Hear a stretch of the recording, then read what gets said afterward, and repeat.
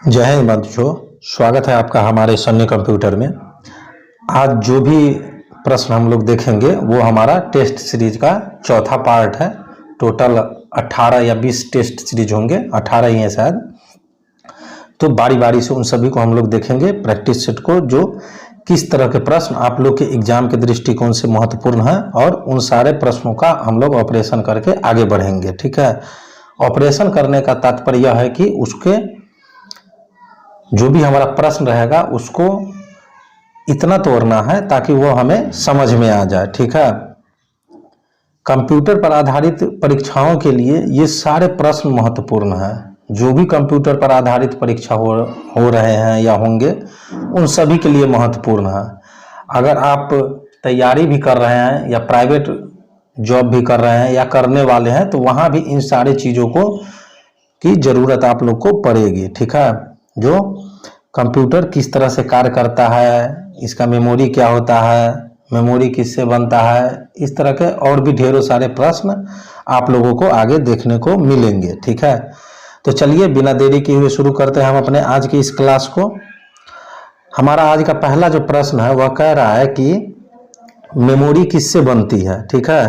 तो मेमोरी जो है वह हमारा सेलों की अधिक मात्रा से बनती है। ठीक है। चलिए आगे बढ़ते हैं। हमारा प्रश्न संख्या 2 जो है वह कह रहा है कि कंप्यूटर डाटा इकट्ठा करते हैं, इसका अर्थ है कि वे उपयोगकर्ता को डाटा डैश करने देते हैं। तो वह जो है उपयोगकर्ता को डाटा क्या करने देते हैं, आप लोग जल्दी से कमेंट करके हमें बताएं, ताकि हमें भी ये पता चले जो हाँ आप लोग वीडियो को अच्छी तरह से देखते हैं और आपको कंप्यूटर के नॉलेज की ज़रूरत है। ठीक है। ताकि प्रैक्टिस आपका भी होते रहे। ठीक है। तो थोड़ा बहुत दिमाग पे जोर आप लोग भी डालें, जो प्रश्न संख्या 2 का आंसर क्या होगा। चलिए हम लोग प्रश्न संख्या 3 पे बढ़ते हैं। प्रश्न संख्या 3 जो है हमारा कह रहा है कि जो डिवाइसेस इंफॉर्मेशन स्टोर करती है और कंप्यूटर कार्य करने के लिए जिनका प्रयोग करता है, उन्हें स्टोरेज डिवाइसेस कहते हैं। ठीक है। ऑप्शन 4 जो है हमारा वो राइट आंसर हो जाएगा। प्रश्न संख्या हमारा 4 कह रहा है कि किसी स्टोरेज मीडियम में स्टोर की जा सकने वाली डाटा की अधिकतम मात्रा को क्या कहते हैं। तो किसी स्टोरेज मीडियम में स्टोर की जा सकने वाली डाटा की अधिकतम मात्रा को हम लोग स्टोरेज क्षमता कहते हैं। ठीक है। यानी ऑप्शन 4 जो है वो हमारा राइट आंसर हो जाएगा। ठीक है। चलिए हमारा अगला जो प्रश्न है, प्रश्न संख्या 5 हमारा कह रहा है कि निम्न में से कौन से घटकों के विषय से में स्टोरेज और मेमोरी भिन्न है। तो हमारा जो है 5 ऑप्शन दिए गए हैं। कीमती मूल्य, ठीक है, विश्वसनीयता, गति, ये सभी इनमें से कोई नहीं। ठीक है। प्रश्न एक बार फिर से सुन लीजिएगा। निम्न में से कौन से घटकों के विषय में स्टोरेज और मेमोरी भिन्न है। तो कीमत और मूल्य में, विश्वसनीयता और गति में जो है भिन्न है। ठीक है। यानी ऑप्शन 4 जो है हमारा ये राइट आंसर हो जाएगा। प्रश्न संख्या 5 हमारा कह रहा है कि 6 कह रहा है कि मेमोरी मतलब रैम या रोम की मात्रा मापी जाती है। तो मेमोरी जो है हमारा रैम या रोम की मात्रा जो है हम लोग उसको मेगाबाइट में यानी एमबी में मापते हैं। ठीक है। ऑप्शन 3 हमारा राइट आंसर हो जाएगा। प्रश्न संख्या हमारा 7 कह रहा है कि इंटरनल मेमोरी की प्रमुख विशेषता है। तो इंटरनल मेमोरी की प्रमुख विशेषता क्या है। 4 ऑप्शन दिए गए हैं। ऑप्शन ए है सीमित क्षमता, ऑप्शन 2 है अस्थायी स्टोरेज, ऑप्शन 3 है फास्ट एक्सेस तथा हाई कॉस्ट, ऑप्शन 4 है उपरोक्त सभी। तो ऑप्शन 4 जो है हमारा वो राइट आंसर हो जाएगा, उपरोक्त सभी। यानी इंटरनल मेमोरी की प्रमुख विशेषता है सीमित क्षमता, अस्थायी स्टोरेज और फास्ट एक्सेस तथा हाई कॉस्ट। ठीक है। चलिए प्रश्न संख्या 8 हम लोग देखते हैं। जो प्रश्न संख्या 8 हमारा क्या कह रहा है। प्रश्न संख्या 8 कह रहा है कि सीपीयू वर्तमान में जिन प्रोग्रामों और डाटा को प्रोसेस कर रहा होता है, उन्हें स्टोर करने के लिए किस कंप्यूटर मेमोरी का प्रयोग जो है किया जाता है। ठीक है। तो उसके लिए जो है हम लोग इंटरनल मेमोरी का प्रयोग करते हैं। ठीक है। यानी ऑप्शन 2 जो है हमारा वो राइट आंसर हो जाएगा। चलिए आगे बढ़ते हैं। प्रश्न संख्या हमारा 9 कह रहा है कि जब प्रोसेसर सीपीयू का प्रयोग करता है तब डाटा और प्रोग्राम कहाँ रखे जाते हैं, ठीक है। तो जब प्रोसेसर सीपीयू का प्रयोग करता है तब डाटा और प्रोग्राम जो है मेन मेमोरी में रखे जाते हैं, ठीक है। यानी ऑप्शन 1 जो है हमारा वो राइट आंसर हो जाएगा, ठीक है। चलिए प्रश्न संख्या हमारा 10 कह रहा है कि कंप्यूटर की मेन मेमोरी का भाग कौन सा है, ठीक है। तो कंप्यूटर की मेन मेमोरी जो है वह हमारा रैम और रोम ही होता है, ठीक है। सीपीयू अलग पार्ट होता है उसका। तो कंप्यूटर की मेन मेमोरी का भाग जो है हमारा रैम और रोम होगा, यानी ऑप्शन 4 जो है हमारा 2 और 3 दोनों वो राइट आंसर हो जाएगा।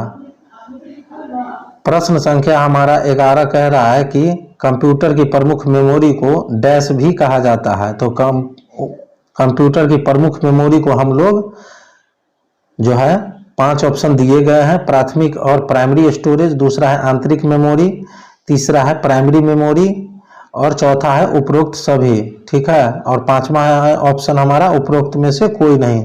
तो ऑप्शन 4 जो है हमारा वो राइट हो जाएगा, उपरोक्त सभी। यानी कंप्यूटर की प्रमुख मेमोरी को हम लोग प्राथमिक या प्राइमरी में स्टोरेज और आंतरिक मेमोरी और प्राइमरी मेमोरी भी कहा जाता है, ठीक है। प्रश्न संख्या हमारा 12 जो है वह कह रहा है कि रैम का पूर्ण रूप क्या है। तो रैम का पूर्ण रूप जो है वह है हमारा रैंडम एक्सेस मेमोरी, यानी ऑप्शन 5 जो है हमारा वो राइट आंसर हो जाएगा। प्रश्न संख्या 13 हमारा कह रहा है कि रैम निम्नलिखित में से किसका उदाहरण है। तो रैम निम्नलिखित में से जो है वोलेटाइल मेमोरी का उदाहरण है, ठीक है। यानी ऑप्शन 4 जो है हमारा वो राइट आंसर हो जाएगा। प्रश्न संख्या 14 कह रहा है कि रैम में स्टोर की गई सूचना वॉलेटाइल मानी जाती है, जिसका अर्थ है कि वह अस्थायी रूप से नहीं केवल अस्थायी रूप से स्टोर है, ठीक है। यानी ऑप्शन 2 जो है हमारा वो राइट आंसर हो जाएगा। प्रश्न संख्या 15 हमारा कह रहा है कि रैम के बारे में निम्न में से कौन सा कथन असत्य है, ठीक है। तो 5 ऑप्शन दिए गए हैं। पहला ऑप्शन है रैम हार्ड डिस्क स्टोर के समान होती है, दूसरा है रैम एक अस्थायी संग्रहण क्षेत्र है, तीसरा है रैम एक वॉलेटाइल मेमोरी है, चौथा है रैम एक प्राथमिक मेमोरी है और पांचवा है दिए गए विकल्पों के अलावा कोई नहीं, ठीक है। तो हमारा राइट आंसर जो हो जाएगा रैम हार्ड डिस्क स्टोरेज के समान होती है, ठीक है। ऑप्शन 1 जो है हमारा वो राइट आंसर हो जाएगा। प्रश्न संख्या हमारा 16 जो है वह कह रहा है कि प्राइमरी मेमोरी यूनिट किसका एक हिस्सा है। तो प्राइमरी मेमोरी यूनिट जो है वह सीपीयू का एक हिस्सा है, ठीक है। यानी ऑप्शन 4 जो है हमारा वो राइट आंसर हो जाएगा। प्रश्न संख्या 17 हमारा कह रहा है कि यदि प्रयोक्ता को सीपीयू में तत्काल उपलब्ध सूचना की जरूरत हो या डैश स्टोर की जानी चाहिए, यानी रैम में स्टोर की जानी चाहिए, ठीक है। ऑप्शन 2 जो है हमारा वो राइट आंसर हो जाएगा।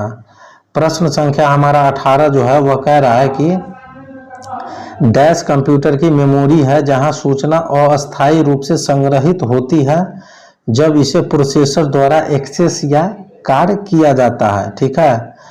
तो रैम जो है वह कंप्यूटर की मेमोरी है जहां सूचना अस्थायी रूप से संग्रहित होती है जहां इसे प्रोसेसर द्वारा एक्सेस या कार्य किया जाता है, ठीक है। ऑप्शन 4 जो है हमारा वो राइट आंसर हो जाएगा। प्रश्न संख्या 19 हमारा जो है कह रहा है कि कौन सी मेमोरी टेम्परेरी मेमोरी की तरह प्रयोग की जाती है। तो हमारा जो वोलेटाइल मेमोरी है उसे हम लोग टेम्परेरी मेमोरी की तरह प्रयोग जो है कर सकते हैं, ठीक है। यानी ऑप्शन 2 जो है हमारा राइट आंसर हो जाएगा। चलिए प्रश्न संख्या हमारा 20 जो है वह कह रहा है कि डीआरएम का लाभ है। तो डीआरएम का क्या लाभ है। तो यह एस रैम से सस्ता है, ठीक है। यानी डी रैम जो है वह हमारा एस रैम से सस्ता है, ठीक है।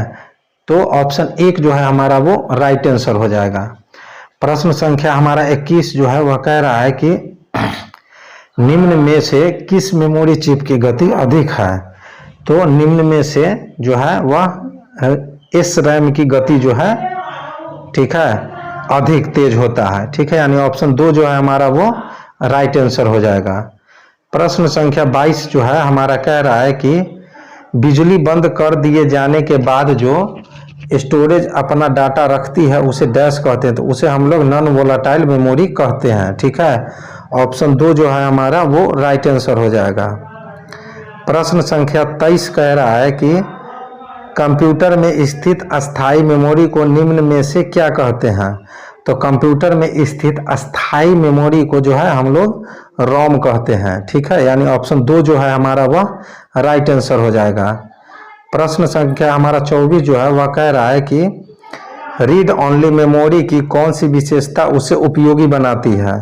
तो रीड ओनली मेमोरी की जो है वह रोम में डाटा को खतरा नहीं होता, बिजली न होने पर भी वह उसमें रहता है। ठीक है, यानी ऑप्शन 2 जो है हमारा वो राइट आंसर हो जाएगा।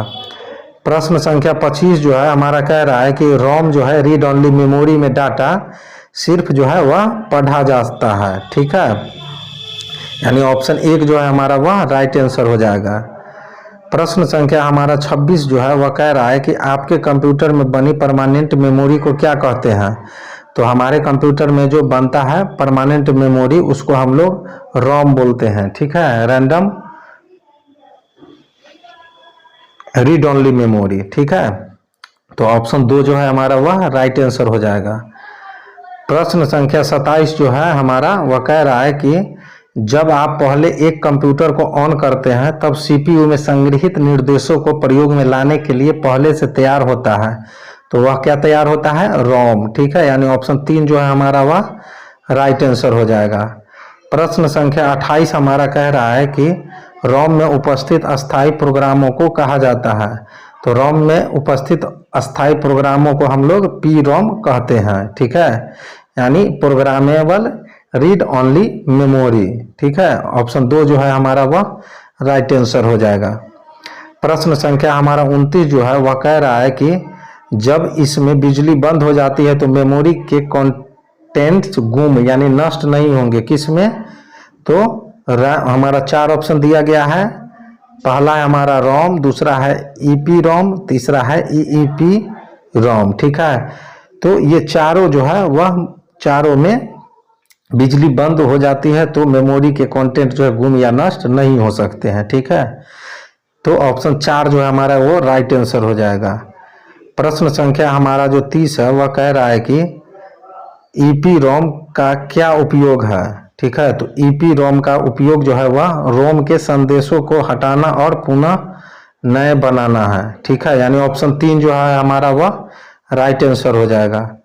प्रश्न संख्या हमारा 31 कह रहा है कि कैश मेमोरी डैश के मध्य स्थित होता है। तो कैश मेमोरी जो है वह हमारा सीपीयू तथा रैम के बीच में स्थित होता है। ठीक है, यानी ऑप्शन 1 जो है हमारा वह राइट आंसर हो जाएगा। प्रश्न संख्या हमारा जो है 32 वह कह रहा है कि एक छोटे आकार की वोलेटाइल मेमोरी है जो प्रोसेसर के लिए उच्च गति का डाटा एक्सेस करती है। निम्नलिखित में से कौन एक बार इस्तेमाल किया जाने वाला डाटा रखने में उपयोग की गई मेमोरी का एक प्रकार है? तो वह है हमारा कैश। ठीक है, यानी ऑप्शन 2 हमारा राइट आंसर हो जाएगा। प्रश्न संख्या 33 हमारा कह रहा है कि फ्लैश मेमोरी कार्ड को डैश समझा जाता है। इसका अर्थ है कि जब आप प्लेयर को बंद करेंगे तो आपका डाटा खत्म नहीं होगा। ठीक है, यानी फ्लैश मेमोरी कार्ड्स को जो है हम लोग नॉन वोलाटाइल समझा जाता है। ठीक है, यानी ऑप्शन 5 जो है हमारा वो राइट आंसर हो जाएगा। प्रश्न संख्या हमारा 34 जो है वह कह रहा है कि वह तकनीक जो मेन मेमोरी के वास्तविक साइज को बढ़ा देती है क्या कहलाती है? तो वर्चुअल स्टोरेज कहलाती है। ठीक है, जो कि हमारी मेन मेमोरी के वास्तविक साइज को बढ़ा देती है, यानी ऑप्शन 2 जो है हमारा वह राइट आंसर हो जाएगा। ठीक है, हमारा जो अगला प्रश्न है प्रश्न संख्या 35 वह कह रहा है, प्रश्न संख्या 35 हमारा कह रहा है कि निम्न में से किस में, ठीक है, मौखिक रूप से विद्यमान एड्रेस से अधिक मेमोरी एड्रेस होते हैं? तो वर्चुअल मेमोरी में। ठीक है, वर्चुअल मेमोरी में जो है मौखिक रूप से विद्यमान एड्रेस से अधिक मेमोरी एड्रेस होते हैं। ऑप्शन 1 जो है हमारा वो राइट आंसर हो जाएगा। प्रश्न संख्या 36 हमारा कह रहा है कि वर्चुअल मेमोरी से क्या तात्पर्य है? तो वर्चुअल मेमोरी से तात्पर्य है कि मेमोरी मैनेजमेंट टेक्निक जिसमें प्रोग्राम को विभिन्न टुकड़ों में विभाजित कर दिया जाता है। ठीक है, ऑप्शन 1 हमारा राइट आंसर हो जाएगा। प्रश्न संख्या 37 हमारा कह रहा है कि प्राइमरी मेमोरी की तुलना में सेकेंडरी मेमोरी की गति होती है, तो प्राइमरी मेमोरी की तुलना में सेकेंडरी मेमोरी की गति जो है वह धीमी होती है, यानी ऑप्शन 1 जो है हमारा वह राइट आंसर हो गया। प्रश्न संख्या 38 जो है हमारा वह कह रहा है कि रैम व सेकेंडरी स्टोरेज डिवाइस प्राथमिक तौर पर किसकी दृष्टि से भिन्न होते हैं, तो वह जो है उनमें पीरियड डाटा स्टोर किया जाता है, ठीक है, यानी ऑप्शन 1 जो है हमारा वह राइट आंसर हो जाएगा। प्रश्न संख्या हमारा 39 जो है वह कह रहा है कि सेव करके कंप्यूटर बंद करने पर आपका डाटा यथावत होगा किसमें, तो सेकेंडरी स्टोरेज डिवाइस में जो है सेव करने पर सेव करके कंप्यूटर बंद करने पर डाटा जो है आपका जैसा रहेगा वैसा ही उसमें रहेगा सेकेंडरी स्टोरेज डिवाइस में, ठीक है, यानी ऑप्शन 3 जो है हमारा वह राइट आंसर हो जाएगा। प्रश्न संख्या 40 हमारा कह रहा है कि निम्नलिखित में से कौन सा कथन सेकेंडरी मेमोरी के बारे में सत्य है, तो इसे सतत विद्युत की आवश्यकता नहीं होती है, ठीक है, यानी सेकेंडरी मेमोरी के लिए हमेशा लाइन बिजली की जरूरत, करंट की जरूरत हमें नहीं होती है, ठीक है, यानी ऑप्शन 1 जो है हमारा वह राइट आंसर हो जाएगा। प्रश्न संख्या 41 हमारा कह रहा है कि सेकेंडरी स्टोरेज डिवाइस केवल डाटा स्टोर कर सकती है लेकिन वे प्रदर्शित नहीं कर सकती, ठीक है, 4 ऑप्शन दिए गए हैं। पहला है अर्थमेटिक ऑपरेशन, दूसरा है लॉजिक ऑपरेशन, तीसरा है फैच ऑपरेशन, चौथा है ये सभी, यानी कि सेकेंडरी स्टोरेज डिवाइस केवल डाटा स्टोर करते लेकिन वे प्रदर्शित नहीं कर सकती है, क्या क्या, अर्थमेटिक ऑपरेशन, लॉजिक ऑपरेशन और फैच ऑपरेशन, यानी ऑप्शन 4 जो है वह हमारा राइट आंसर हो जाएगा, ये सभी, ठीक है, इन सभी को वह प्रदर्शित नहीं करता है। प्रश्न संख्या हमारा 42 जो है वह कह रहा है कि हार्ड डिस्क ड्राइव्स को डैश स्टोरेज माना जाता है, तो हार्ड डिस्क ड्राइव को नॉन वोलाटाइल स्टोरेज माना जाता है, ठीक है, यानी ऑप्शन 2 जो है हमारा वो राइट आंसर हो जाएगा, ठीक है। प्रश्न संख्या हमारा 43 कह रहा है कि कंप्यूटर किसके सीधे संपर्क करता है, ठीक है, तो 4 ऑप्शन दिए गए हैं, हार्ड डिस्क ड्राइव, मॉडेम और यूएसबी पोर्ट, तो कंप्यूटर जो है वह हार्ड डिस्क ड्राइव से सीधे संपर्क करता है, ठीक है, यानी ऑप्शन 1 जो है हमारा वह राइट आंसर है। प्रश्न संख्या हमारा 44 जो है वह कह रहा है कि कंप्यूटर का कौन सा भाग सूचना को स्टोर करने में जो है सहायक होता है, ठीक है, 4 ऑप्शन दिए गए हैं, monitor, keyboard, disk drive, printer और प्लॉटर, ठीक है, तो डिस्क ड्राइव जो है हमारा वह कंप्यूटर का डिस्क ड्राइव में हम लोग सूचना को स्टोर करने में सहायक होता है, ठीक है, डिस्क ड्राइव में, तो ऑप्शन 3 जो है हमारा वह राइट आंसर हो जाएगा। प्रश्न संख्या हमारा 45 जो है वह कह रहा है कि डिस्क को ट्रैकों और सेक्टरों में विभाजित करने की प्रक्रिया क्या है, तो डिस्क और ट्रैकों और सेक्टरों में विभाजित करने की प्रक्रिया जो है वह फॉर्मेटिंग कहलाती है, ठीक है, यानी ऑप्शन 2 जो है हमारा वो राइट आंसर हो जाएगा। प्रश्न संख्या हमारा 46 जो है वह कह रहा है कि हार्ड डिस्क में ट्रैक 0 का अर्थ होता है, ठीक है, काफी महत्वपूर्ण प्रश्न है यह, जो हार्ड डिस्क में ट्रैक 0 का अर्थ होता है, तो वह होता है सबसे भीतरी ट्रैक पर, ठीक है, तो ऑप्शन 3 जो है हमारा वह राइट आंसर हो जाएगा, यानी हार्ड डिस्क में ट्रैक 0 का अर्थ होता है सबसे भीतरी ट्रैक, ठीक है। चलिए प्रश्न संख्या 47 देखते हैं। प्रश्न संख्या 47 हमारा कह रहा है कि निम्न में से कौन सी स्टोरेज डिवाइस उपकरण ऐसा है जो कठिन अस्थायी रूप से स्थापित मैग्नेटिक डिस्क का प्रयोग डाटा जानकारी स्टोर करने हेतु करता है, तो वह है हमारा हार्ड डिस्क, ठीक है, जो कि डाटा जानकारी स्टोर हेतु प्रयोग किया जाता है, ठीक है, तो ऑप्शन 2 जो है हमारा वह राइट आंसर हो जाएगा। प्रश्न संख्या 48 हमारा कह रहा है कि हार्ड ड्राइव को स्टोर करने के लिए डैश का उपयोग किया जाता है, तो हार्ड ड्राइव को स्टोर करने के लिए अस्थायी डाटा उपयोग किया जाता है, ठीक है, ऑप्शन 3 जो है हमारा वह राइट आंसर हो जाएगा। प्रश्न संख्या हमारा 49 जो है वह कह रहा है कि हार्ड डिस्क की गति कितनी होती है, तो हार्ड डिस्क की गति जो है वह 3600 चक्र प्रति मिनट होती है, ठीक है, यानी ऑप्शन 4 जो है हमारा वह राइट आंसर हो जाएगा। प्रश्न संख्या हमारा जो 50 है वह कह रहा है कि कंप्यूटर में डिस्क कहाँ इंसर्ट की जाती है। तो कंप्यूटर में डिस्क जो है वह डिस्क ड्राइव में इंसर्ट की जाती है। ठीक है, ऑप्शन 4 जो है हमारा वह राइट आंसर हो जाएगा। प्रश्न संख्या 51 जो है वह कह रहा है कि हार्ड डिस्क की क्षमता किस में मापी जाती है।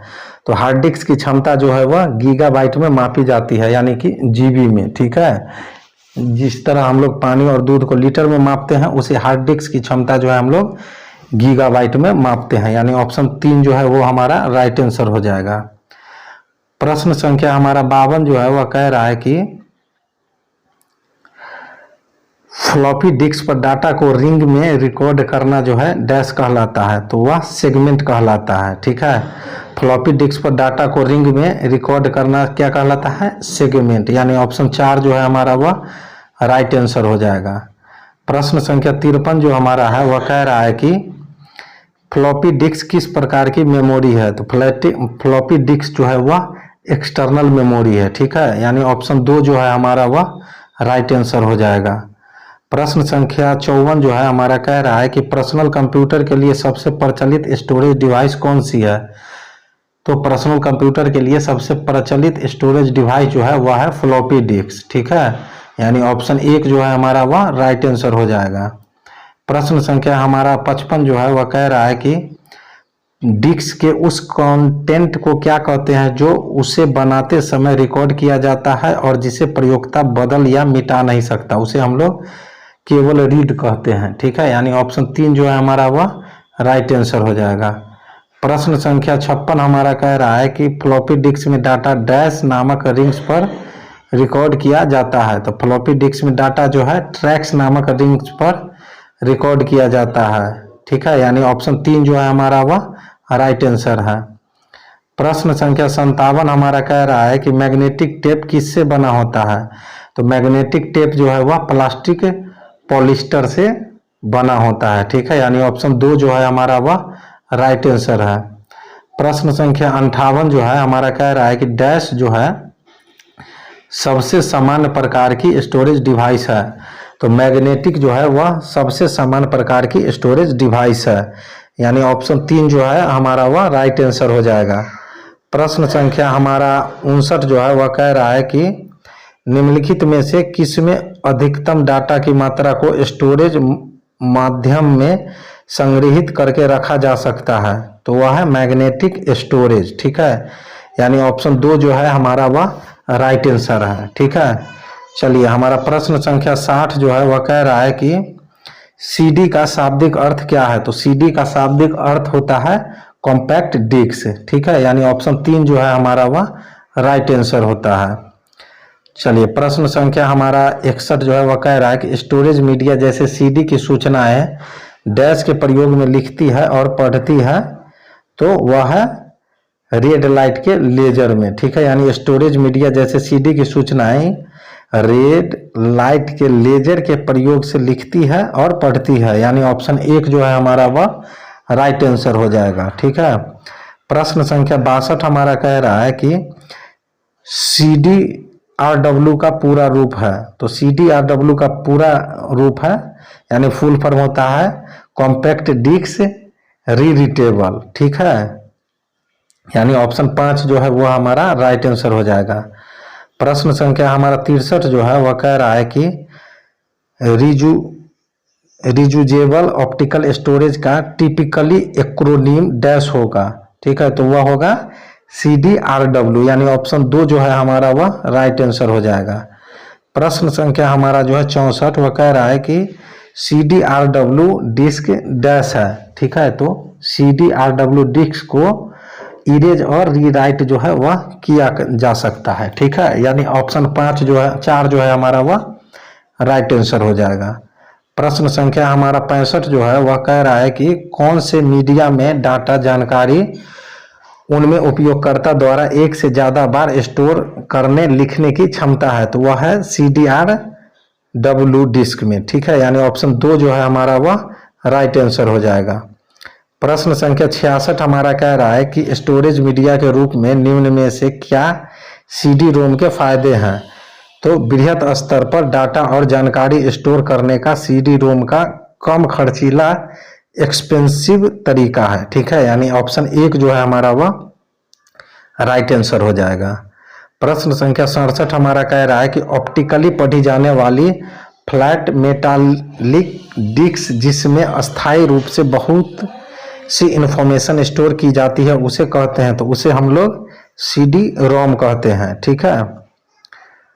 चलिए आगे बढ़ते हैं प्रश्न संख्या 68 की ओर। हमारा प्रश्न संख्या 68 जो है वह कह रहा है कि ऐसी कॉम्पैक्ट डिस्क को क्या कहते हैं जो लगभग 650 से 800 MB का डाटा या 74 से 80 मिनट का म्यूजिक स्टोर कर सकती है, तो उसे हम लोग CD रोम कहते हैं, ठीक है।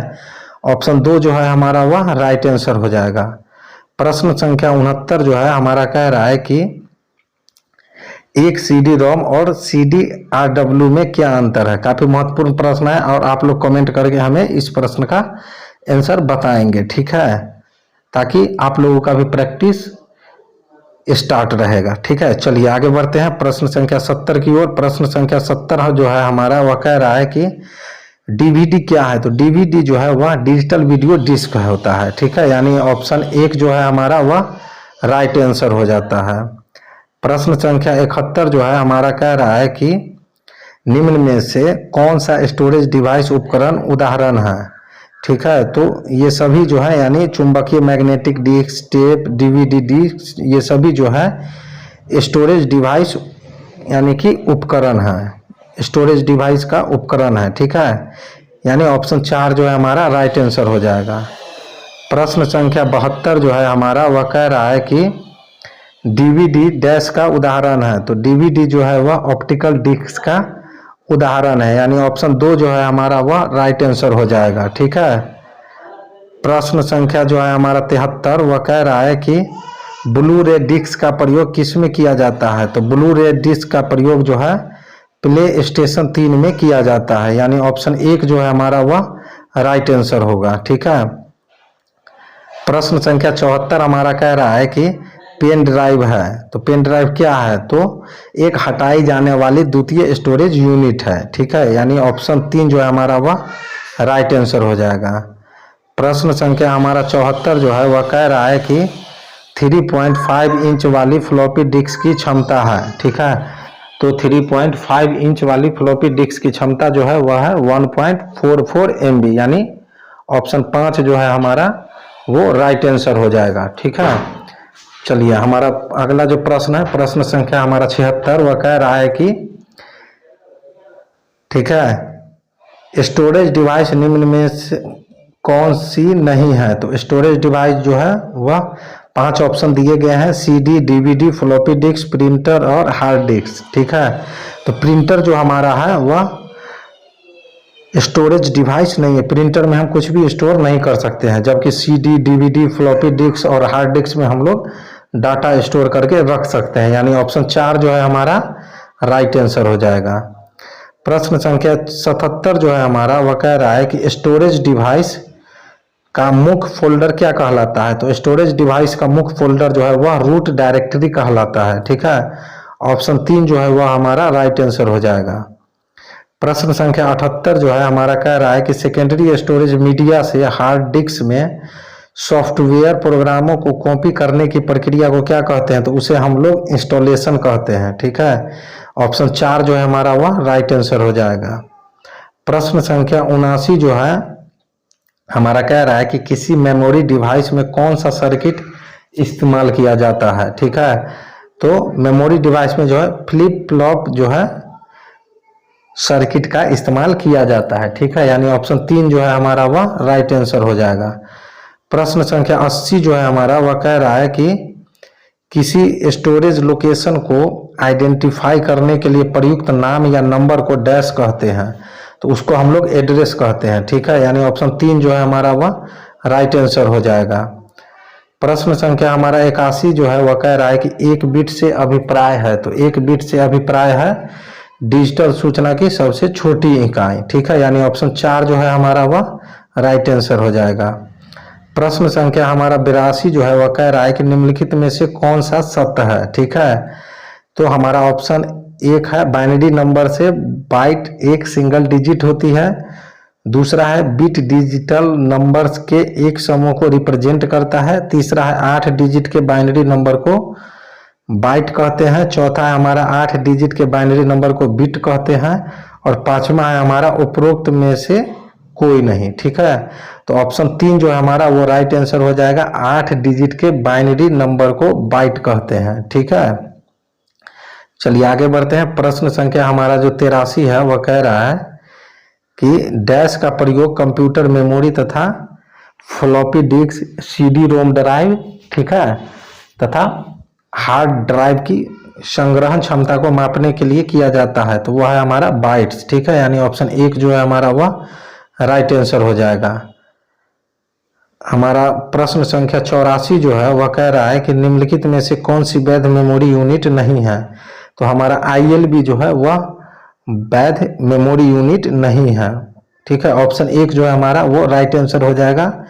बाकी हमारा KB, YB, PB ये सभी जो है वैध मेमोरी यूनिट है। चलिए आगे बढ़ते हैं। प्रश्न संख्या हमारा 85 जो है वह कह रहा है कि निम्नलिखित में से क्या 4 बिट के समूह का एक और अन्य नाम है। तो उसका नाम है निप्पल। ठीक है, यानी ऑप्शन 1 जो है हमारा वह राइट आंसर हो जाएगा। ठीक है, चलिए प्रश्न संख्या हमारा 86 जो है वह कह रहा है कि कितने बिट्स एक बाइट के बराबर होता है। तो 8 बिट जो है 1 बाइट के बराबर होता है। ठीक है, याद रखिएगा 8 बिट बराबर 1 बाइट। चलिए ऑप्शन 1 जो है हमारा वो राइट आंसर हो जाएगा। प्रश्न संख्या हमारा 87 जो है वह कह रहा है कि कंप्यूटर संक्षिप्तकार KB का सामान्य अर्थ होता है। तो कंप्यूटर संक्षिप्तकार KB का सामान्य अर्थ जो है वह किलोबाइट होता है। ठीक है, यानी ऑप्शन 3 जो है हमारा वह राइट आंसर हो जाएगा। चलिए आगे बढ़ते हैं। प्रश्न संख्या हमारा 88 जो है वह कह रहा है कि सबसे बड़े से सबसे छोटे के क्रम में निम्नलिखित में से कौन सा लिस्टेड है। तो हमारा जो है ऑप्शन 4 जो है वह राइट आंसर होगा। TB, GB, MB, KB। ठीक है, और इधर से भी देखेंगे तो KB, MB, GB, TB ये सीक्वेंस में है, सीरियल वाइज, जैसे 1 2 3 4 5 किस तरह से होता है तो इसी तरह से इसका एक क्रम है। ठीक है, तो ऑप्शन 4 जो है हमारा वो राइट आंसर हो जाएगा। प्रश्न संख्या हमारा 89 जो है वह कह रहा है कि कितने मेगाबाइट से 1 गीगाबाइट बनता है। तो 1024 मेगाबाइट से जो है 1 गीगाबाइट बनता है। ठीक है, यानी ऑप्शन 1 जो है हमारा वह राइट आंसर हो जाएगा। प्रश्न संख्या 90 हमारा कह रहा है कि डैश एक अलग 90 जो है वह कह रहा है कि एक डैश लगभग 1 मिलियन बाइट्स होता है। तो 1 मेगाबाइट लगभग 1 मिलियन बाइट्स का होता है। ठीक है, चलिए प्रश्न संख्या हमारा 91 जो है वह कह रहा है कि डैश लगभग 1 बिलियन मेमोरी लोकेशन रिप्रेजेंट करते हैं। तो गीगाबाइट जो है वह लगभग 1 बिलियन मेमोरी लोकेशन रिप्रेजेंट करते हैं। ठीक है, यानी ऑप्शन 3 जो है हमारा वो राइट आंसर हो जाएगा। प्रश्न संख्या 92 हमारा कह रहा है कि निम्नलिखित में से स्टोरेज की सबसे बड़ी यूनिट कौन सी है। तो स्टोरेज की सबसे बड़ी यूनिट पूछ रहा है। ठीक है, ऑप्शन 1 में है GB, ऑप्शन B में है, 2 में है KB, ऑप्शन 3 में है MB, ऑप्शन 4 में है TB। तो TB जो है हमारा वो स्टोरेज की सबसे बड़ी यूनिट होती है। ठीक है, चलिए तो ये थे दोस्तों हमारे आज के कुछ महत्वपूर्ण प्रश्न, जिन सभी प्रश्नों का हम लोगों ने ऑपरेशन करके समझा, जो किस तरह के प्रश्न एग्जाम के दृष्टिकोण से बनते हैं या किस तरह के प्रश्नों को हमें जानना चाहिए कंप्यूटर के दृष्टिकोण से।